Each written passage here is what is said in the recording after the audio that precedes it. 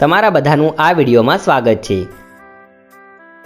અત્યાર સુધી આપણે કોઈ પણ બે અથવા બેથી વધારે સંયોજિત ઘન પદાર્થથી બનેલા નવા ઘન પદાર્થ તથા એક ઘન પદાર્થમાંથી બીજા ઘન પદાર્થને કાઢવાથી બનેલ નવા ઘન પદાર્થનું ઘનફળ શોધતા શીખ્યા।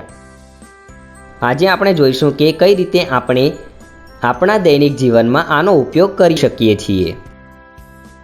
6 સેન્ટીમીટર ત્રિજ્યા અને 8 સેન્ટીમીટર ઊંચાઈનું એક શંકુ આકાર વાસણ પાણીથી સંપૂર્ણ ભરેલું છે, જેમાં એક દડો નાખવામાં આવે છે।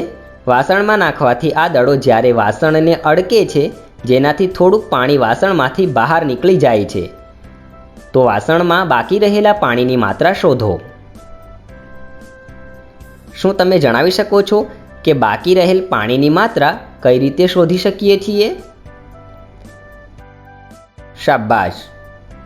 આપણે જાણીએ, વાસણમાં બાકી રહેલી પાણીની માત્રા વાસણમાં પાણીની કુલ માત્રા માઇનસ વાસણની બહાર નીકળેલ પાણીની માત્રા બરાબર હશે।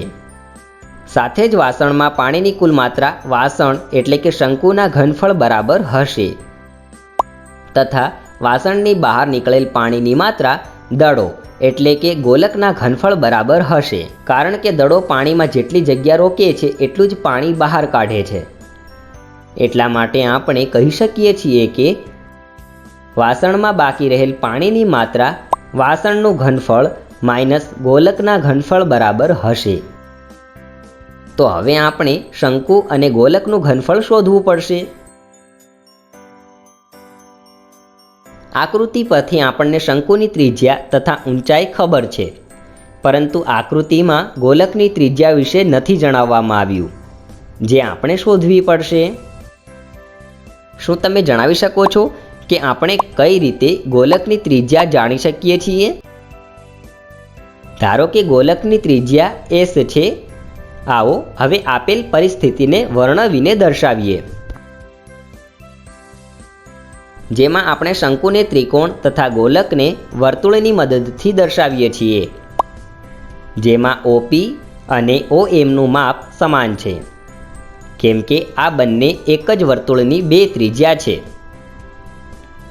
તથા AM અને AP પણ સમાન હશે। શું તમે જણાવી શકો છો કે કેમ? કેમ કે AM અને AP એક જ બહારનું બિંદુ A થી વર્તુળના સ્પર્શક છે। તમને યાદ હશે કે વર્તુળ પર દોરેલ સ્પર્શક વર્તુળની ત્રિજ્યા પર લંબ હોય છે, એટલા માટે AP અને OP તથા AM અને OM પરસ્પર લંબ હશે। હવે કાટકોણ ત્રિકોણ APCમાં પાયથાગોરસ પ્રમેયથી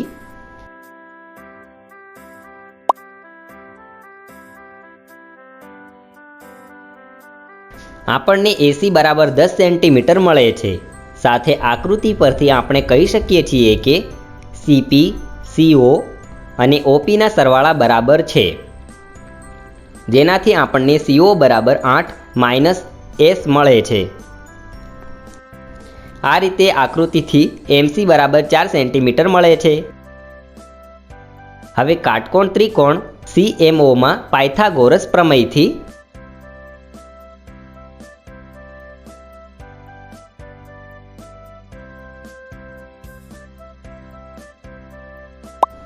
S બરાબર 3 સેન્ટીમીટર મળે છે, જે વાસણમાં નાખવામાં આવેલ ગોલકની ત્રિજ્યા છે। તો આવો હવે શંકુ અને ગોલકનું ઘનફળ કાઢી આગળ ઉકેલીએ,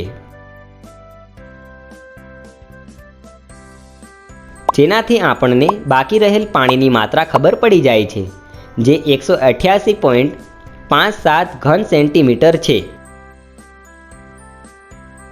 આપણે જોયું કે કઈ રીતે આપણે આપણા દૈનિક જીવનમાં બે ઘન પદાર્થોના સંયોજન અને વિઘટનથી સંબંધિત પ્રશ્નોને ઉકેલી શકીએ છીએ।